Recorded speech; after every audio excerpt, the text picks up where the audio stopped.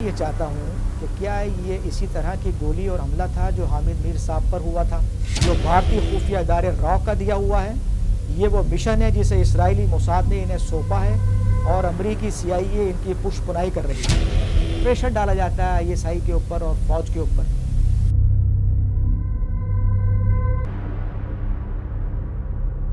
اعوذ باللہ من الشیطان الرجیم، بسم اللہ الرحمن الرحیم۔ السلام علیکم معزز خواتین و حضرات، میں عدنان حسن اپنی نئی ویڈیو کے ساتھ آپ کی خدمت میں حاضر ہوں۔ سب سے پہلے تو میں افسوس کرتا ہوں کل کے واقعے کے اوپر، جو ابصار عالم صاحب کے اوپر ایک حملہ ہوا، ان کے اوپر گولی چلی۔ اس کے لیے میں دعا گو ہوں، اللہ تعالیٰ انہیں صحت و تندرستی عطا فرمائے، اور پرزور مذمت کرتا ہوں اس واقعے کی۔ اب میں چلتا ہوں کہ اس واقعے کے بعد سے جو کل سے جو میرے ذہن میں کچھ سوالات اٹھ رہے ہیں، اس طرف میں نے کچھ پوائنٹ لکھے ہیں، وہ آپ کی خدمت میں پیش کروں گا۔ شاید اس سے آپ کو کوئی چیزیں عکس کرنا آسان ہو جائیں، تو وہ میں آپ سے شیئر کرتا ہوں۔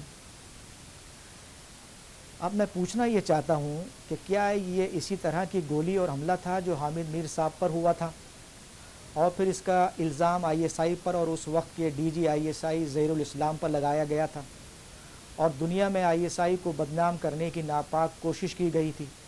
تو کیا یہ اسی طرح کی ناپاک سازش تو نہیں ہے؟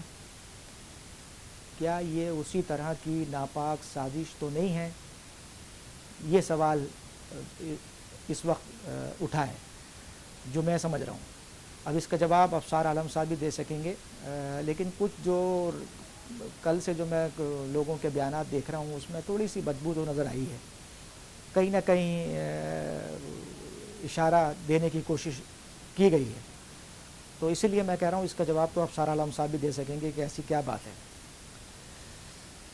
میں نے کل ہی اپنی پچھلی ویڈیو میں یہ بات کہی ہے، پرزور کہی ہے کہ اس وقت پاکستان اندرونی اور بیرونی سازشوں میں گھرا ہوا ہے، ٹوٹلی گھرا ہوا ہے۔ آپ کو اندازہ ہی نہیں ہے کہ کس قسم کی سازشیں اس وقت پاکستان کے ساتھ کھیلی جا رہی ہیں، اور خاص کر اس کا ٹارگٹ فوج اور ISI ہے۔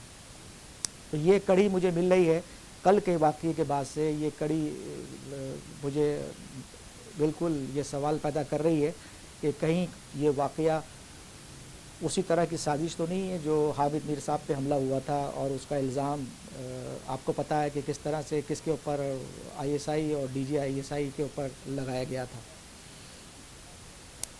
میں یہ جانتا ہوں کہ اندرونی اور بیرونی دشمن ISI سے خوفزدہ ہیں،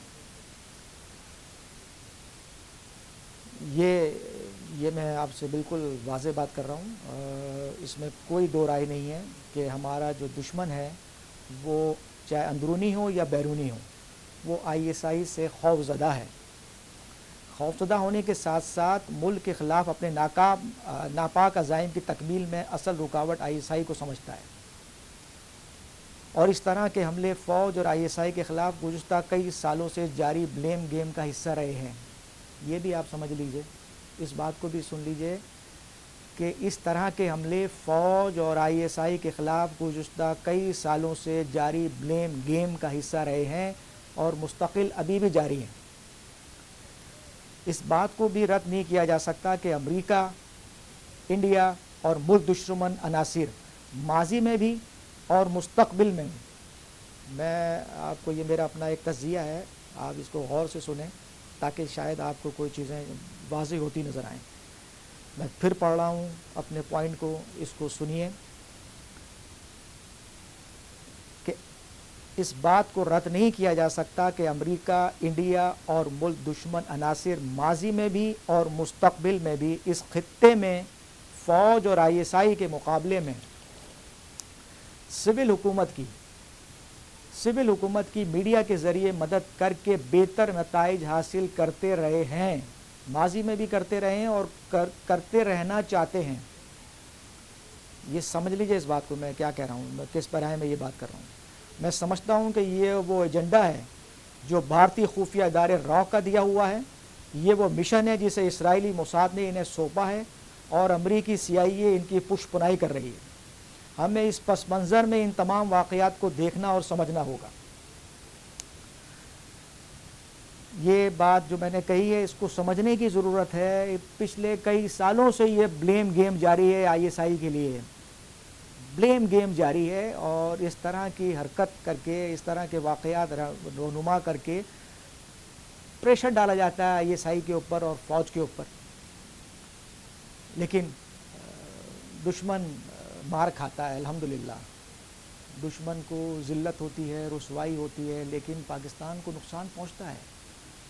کمزور ملک ہوتا ہے. اس بات کو سمجھیں ان چیزوں کو. آخر میں ایک بات بڑی امپورٹنٹ آپ کو دو سوال چھوڑ کے جا رہا ہوں. پھر کبھی میں اس پہ بات کروں گا کیونکہ ویڈیو لمبی ہو جائے گی. میں اس پہ زیادہ بات کرنا نہیں چاہ رہا ہوں. کل کے واقعے کے بعد سے میں نے کہا تھوڑا سا میں اس پہ بات کر سکوں کہ یہ کہیں وہی سازش تو نہیں جو کئی سال پہلے ہوئی.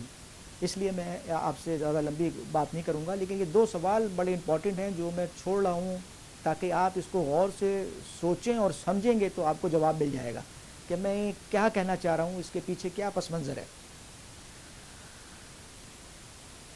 بنیادی سوال ہیں جو چھوڑ رہا ہوں.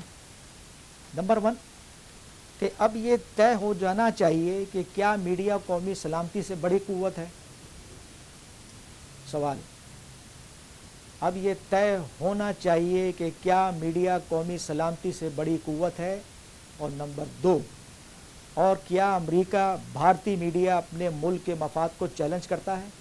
یہ بنیادی سوال ہیں جو میں چھوڑ کے جا رہا ہوں اور انشاءاللہ آئندہ کسی ویڈیو میں اس پہ تفصیل سے بات کروں گا کہ کیا کیا معاملات اور صورتحال کس حد تک سنگین ہے. میں نے کبھی ریکویسٹ نہیں کرتا ہوں اسی لیے کہ میں نہیں چاہتا کہ سوشل میڈیا کے اوپر ہر وہ بات پھیلی جائے جو پھیلنے کی ہے کہ نہیں ہے, کوئی اصلاح کی ہے کہ نہیں ہے. اس لیے میں نے کبھی آپ سے ریکویسٹ نہیں کرتا کہ آپ میرے چینل کو سبسکرائب کریں. اگر آپ سمجھتے ہیں کہ میں کوئی ایسی بات, ایسے پوائنٹ, ایسے ایشو پہ بات کر رہا ہوں جو کوئی نہیں کر رہا اور جو ہونی چاہیے کسی بھی پلیٹ فارم پہ گفتگو ایوان میں ہونی چاہیے, تو یہ اگر آپ سمجھتے ہیں کہ کوئی میرے پلیٹ فارم سے آپ کو کوئی ایسی چیزیں سننے کو یا سمجھنے کو مل رہی ہیں تو ضرور میرے چینل کو سبسکرائب کریں اور لائک کریں اور اس بات کو جتنا ہو سکتا ہے آگے پھیلائیں تاکہ لوگوں کو سمجھ آئے کہ اصل حقیقت کیا ہے. میں اجازت چاہتا ہوں آپ سے اپنے اسی شعر کے ساتھ کہ موج بڑھے یا آندھی آئے, موج بڑھے یا آندھی آئے, دیا جلائے رکھنا ہے, گھر کی خاطر 100 دکھ جھیلے, گھر تو آخر اپنا ہے. السلام علیکم.